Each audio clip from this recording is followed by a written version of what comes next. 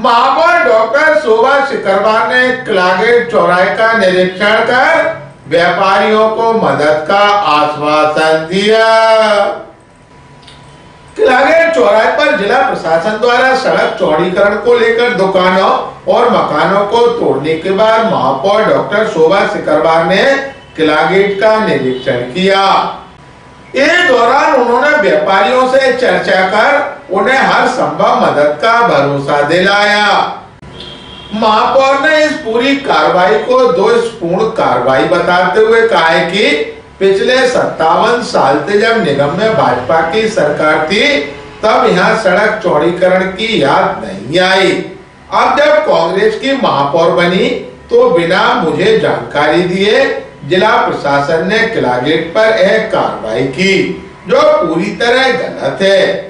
उन्होंने अभी कहा कि शहर में ट्रैफिक का दबाव कम करने के लिए जब एलिवेटेड रोड बनाई जा रही है तो बिना विस्थापित किए व्यापारियों के दुकान मकान तोड़े जाना पूरी तरह अनुचित है।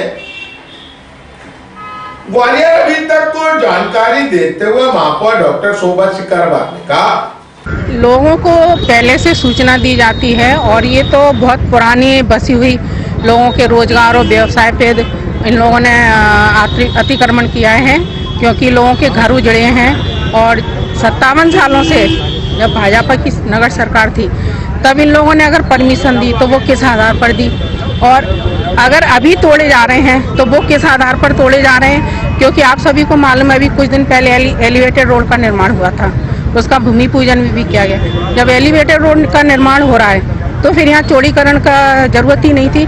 मैं विकास विरोधी नहीं हूँ, लेकिन अगर जब एलिवेटेड रोड में जब करोड़ों रुपए खर्च किए जा रहे हैं तो फिर ये यहाँ के चौड़ीकरण की क्या आवश्यकता है। क्योंकि जब हमने एलिवेटेड रोड का निर्माण भी इसीलिए किया गया है कि जिससे हमारे जो शहर की सड़कें हैं उन पर दबाव कम हो सके ट्रैफिक का।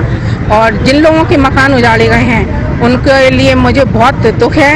और मैं सरकार के लिए उन्होंने ना तो पार्षद को खबर करी, ना MIC को, ना किसी पार्षद को खबर है, मुझे भी खबर नहीं थी।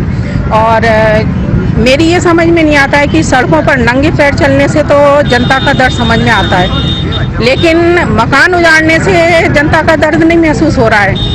क्योंकि नंगे पैर तो हम सड़क पर चल सकते हैं, लेकिन जिन लोगों के हमने मकान उजाड़े हैं, जिन लोगों के व्यापार ठप हुए हैं, उन लोगों का दुख ज़्यादा है। और मैं इस दुख की घड़ी में उन लोगों के साथ हूँ और मैं उनको आश्वासन दिलवाती हूँ कि मुझसे जो भी होगा मैं उनके लिए समर्पित रहूँगी हमेशा, और सरकार से इसके लिए चर्चा भी करूँगी। और उनके लिए कोई ऐसी व्यवस्था की जाए, या तो उनको पहले से कहीं रहने की व्यवस्था दी जाती, उनके रोजगार के लिए उनको अवसर दिए जाते, उसके बाद ये तोड़फोड़ होती तो शायद मुझे लगता उचित होता। ये बिल्कुल न्याय संगत कार्रवाई नहीं है, इसकी मैं घोर निंदा करती हूँ। और मैं अपने पूरे ग्वालियर शहरवासियों के साथ में हूँ, और जहाँ तोड़फोड़ हुई है उसकी मैं बहुत कड़ी से कड़ी निंदा